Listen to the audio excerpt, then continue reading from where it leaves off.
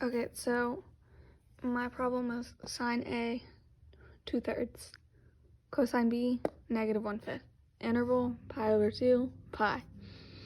You have to draw both your triangles out, do the Pythagorean theorem, solve for the missing side so that you can find cosine of A and sine of B. Missing side over here, -5. So, and the reason it's negative is you go back to your interval. X is negative in the interval I was given, so that's why that's negative. Reason this is positive, y is positive in my interval. So cosine A, -5/3, sine B, 2√6/5. Then you do your sine A plus B. Now there's laws for these, for laws of sines and cosines for addition and subtraction. Law of sine addition is sine A plus B equals sine A times cosine B plus cosine A times sine B. So you'll take your numbers, so your sine A is 2√3. So 2√3 times your cosine B, -1/5. Then you'll do plus, and then you'll do cosine A, which is -5√3, plus your sine B, which is 2√6/5. And then you'll simplify this side down, -2/15. Simplify this side down, -2√30/15. Then once you have that, you combine it. Now you can't combine this -2 and this -2, and the reason is this -2 right here, the second one, is attached to the square root, so you cannot add it.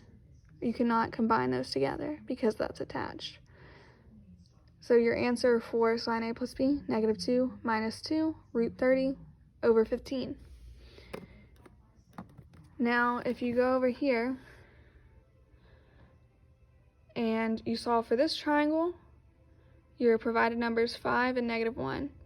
So 1 squared plus b squared equals 5.